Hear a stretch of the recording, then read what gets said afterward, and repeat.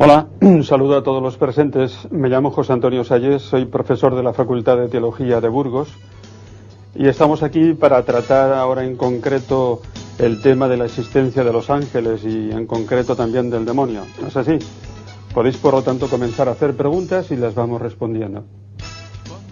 Yo, en primer lugar, quería saber, porque cuando era pequeña me enseñaron a rezar al ángel de la guarda y me decían que me cuidaba. Entonces yo quería saber si realmente existe un ángel que nos cuida o eso es una fábula que nos contaban cuando éramos pequeños.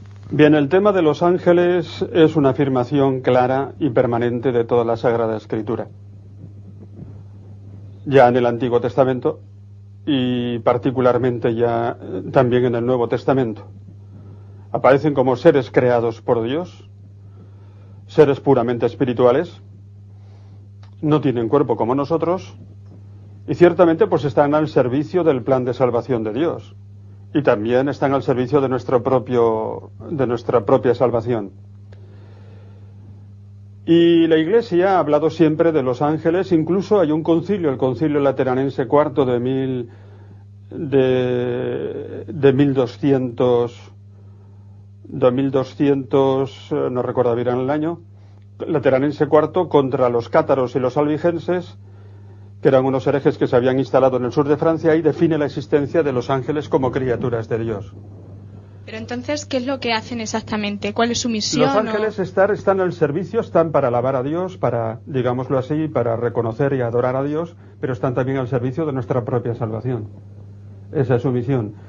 Y la Iglesia ha tomado conciencia de que realmente cada uno de nosotros tenemos un ángel que nos cuida, tanto que existe la fiesta de los ángeles custodios que se celebra el día 2 de octubre, ¿no es así?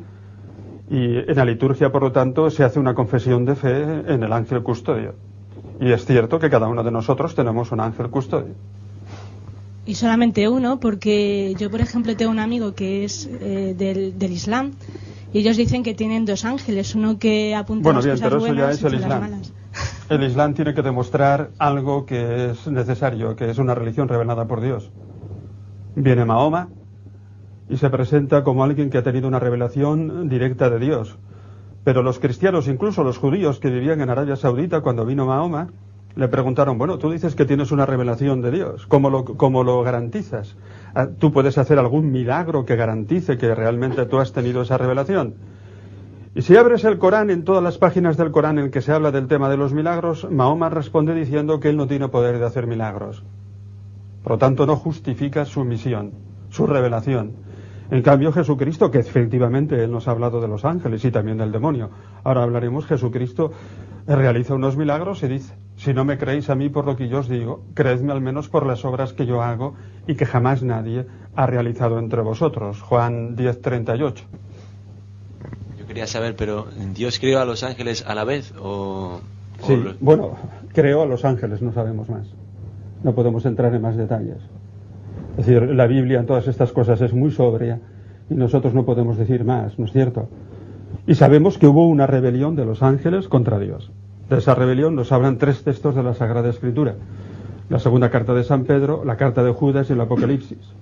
Y a partir de ahí realmente la Iglesia ha mantenido siempre, y de ahí nace la existencia del demonio como un ángel que se ha rebelado contra Dios. Y todo esto, como podéis comprobarlo, lo recoge el Catecismo claramente al hablar del tema de la creación.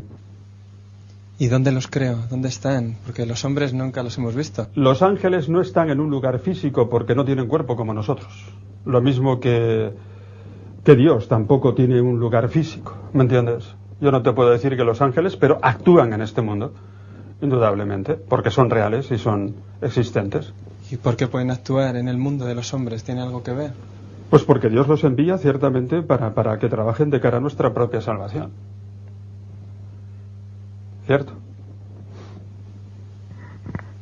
¿Y el tema del demonio? ¿De dónde? Él es un dios malo. El demonio, fijaros, hay una cosa tremendamente curiosa y bonita al mismo tiempo. En el Antiguo Testamento solamente se habla del demonio 6 veces. En el Antiguo Testamento. 6. Y justamente a partir del siglo VI antes de Cristo. No antes. Me vais a decir, sí, pero se habla del demonio en el relato de la creación. Cuidado, pero ese relato de la creación está escrito después del siglo VI. ¿De acuerdo? Aunque se coloca después como primer libro de la Escritura. Y es que el pueblo judío tenía miedo de que hablando de los demonios, pues se les tomase como dioses, ¿no es cierto? Y entonces, hasta que el pueblo judío no llega a tener clara la idea de un Dios creador, no habla del demonio.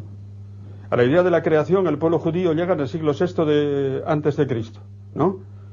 En la época del exilio.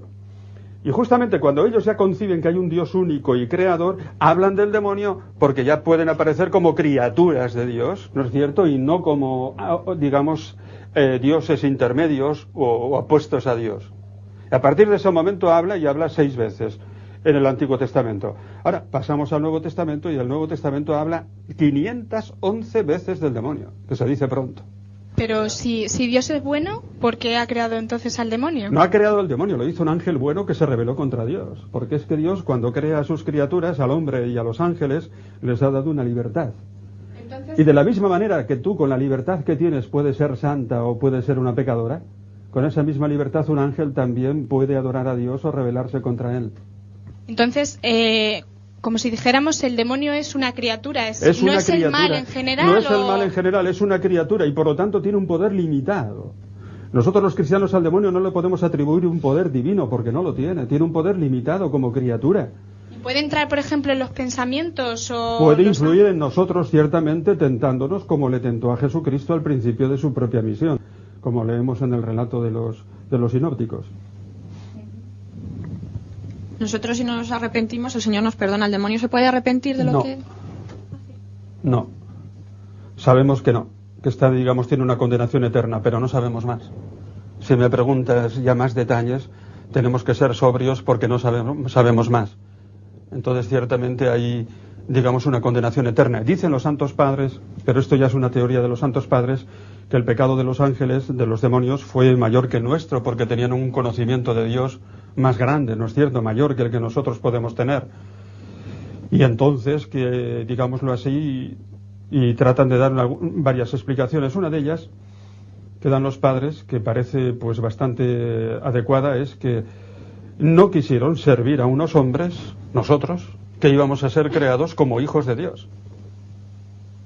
Íbamos a recibir la filiación divina de parte de Dios.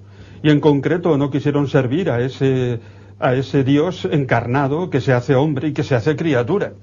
Nosotros, ángeles, vamos a servir, ¿no?, a un Jesús hecho criatura. Pero eso ya es una teoría de los santos padres, no es dogma de la Iglesia. Nosotros sabemos sencillamente por la fe que tuvieron un pecado con el cual han sido condenados eternamente y no sabemos más. Entonces, ¿no es verdad que el demonio tiene más poder que Dios, por ejemplo? Ni muchísimo menos. Si tú dijeras... Pero eso si no miramos sería... el mundo de hoy, o sea, la gente sigue en el demonio más que Dios, ¿no? Ah, bien, eso es otra cuestión. Eso es otra cuestión. Y hoy en día está ocurriendo un fenómeno, que la gente cree a veces más en el demonio que en Dios. Hay una ciudad, por ejemplo, en Italia, que es Turín, que tiene 40.000 personas dedicadas a sectas satánicas. Y se calcula que en España hay 30 sectas satánicas, más o menos, ¿no? Y entonces, pues es curioso, la gente ahora tiene cierto miedo al demonio, pero ¿sabes por qué? Porque está dejando de ser cristiana. El cardenal Ratzinger dijo algo tremendamente inteligente, dijo: el que quitó el miedo a los demonios en este mundo fue el cristianismo.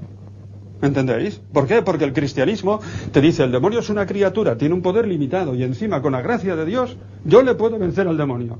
A solas no, pero con la gracia de Dios le puedo vencer. Entonces fue el cristianismo el que quitó el miedo a los demonios. Ahora que se pierde la fe cristiana, vuelve el miedo a los demonios. ¿Entendéis la cuestión?